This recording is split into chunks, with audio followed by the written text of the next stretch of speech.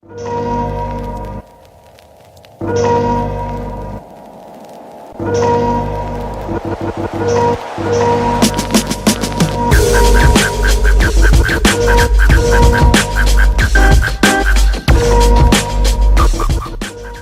what's up? It's your girl Nia Andrews with One Purpose Magazine. I am the owner and publisher, managing editor of One Purpose Magazine, and I want to thank you for tuning in really quick for this quick conversation that I'm having about the second Great Migration. But before we get into that, I wanted to just update you on a couple of things that's going on with the magazine. First, I am going to be releasing the cover of the first quarter of 2022 issue, which is issue number 5. That will be out this month, but the cover will be out this week on the 10th. And I will also be sharing a profile article that I did on an author, a poet that's from Chicago, born in Chicago, raised in Chicago, still living in Chicago, that I'm going to share on the website and on the social media sites. And it will also be published in the magazine, the print edition of the magazine, the digital version of the magazine. And speaking of the digital version of the magazine, I am going to host a virtual panel conversation with people who I interviewed and who I talked to, and discussing topics that's in the magazine. The topics are thick. The topics are deep. They're not just like things that we can glance over and say, oh, we wrote about that. We have to talk about them. So I am going to be talking about some of these things in a virtual forum, hopefully, and I will release that date very soon. Very, very soon. So until then, let's hear a little bit about this second Great Migration that a lot of people are talking about, meaning that a lot of Black people are leaving the northern metropolitan areas that their ancestors had come to seeking a form of refuge, if you will. So anyway, let's get into it. Let's talk about it. Here it is.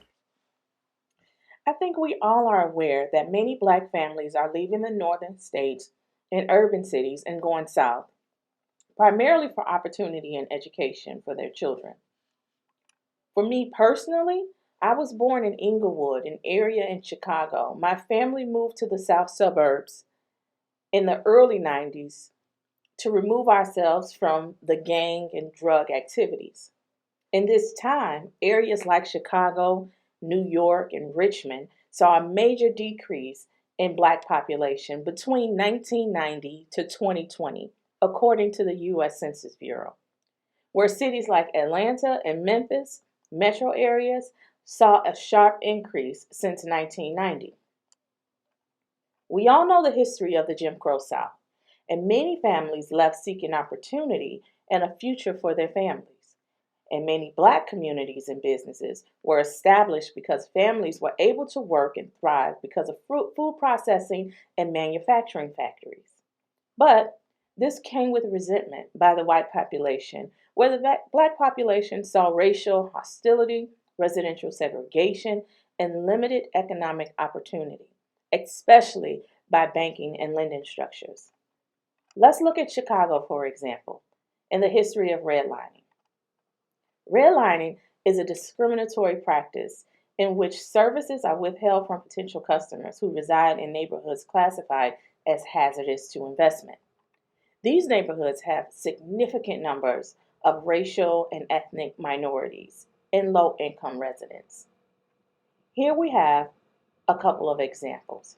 Here are 2 maps from the Home Owners Loan Corporation to standardize their mortgage lending process to avoid undue risky lending and bail out homeowners. These are racial maps of American cities and assigned risk levels to each neighborhood. Predominantly European American neighborhoods were ranked the most desirable and lowest risk for mortgage lending, designated as green on the map. Blue areas were also European American neighborhoods but inhabited by Jewish, Irish, and Italian Americans, and was considered stable and upwardly mobile, thus representing a relatively lower risk. Neighborhoods with predominantly working class whites were designated yellow and represented slightly higher lending risk and therefore less desirable than the green and blue areas. African American and Mexican American neighborhoods were marked as red, areas with the highest risk. This ranking had regard for wealth, class, education, and other measures of credit worthiness. This process has come to be dubbed redlining.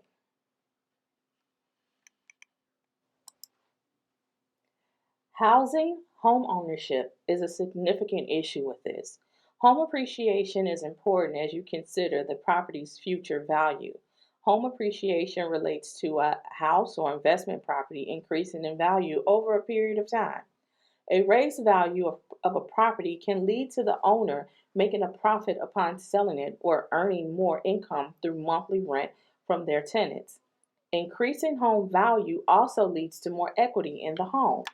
In 2017, home prices in neighborhoods where black borrowers have concentrated since 2013 were 6% lower than in 2006. Home prices in census tracts attracting white homeowners, in contrast, have increased by 3%. This table illustrates that racial disparities in housing appreciation hold even after controlling for borrowers' income level.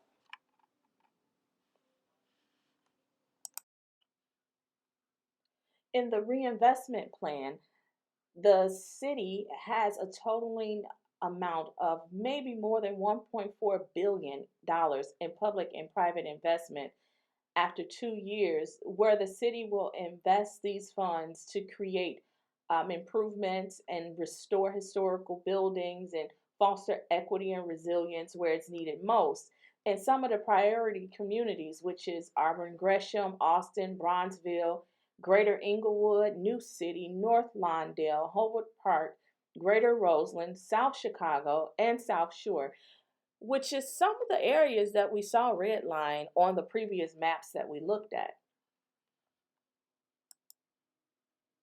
So, regardless of where you find yourself in this country, allow Black excellence to meet you there. Dig into the land by finding out historically what Black people contributed to that area. Allow that to motivate you to build wealth, create culture, and leave a legacy. I'm Nia Andrews, and until next time.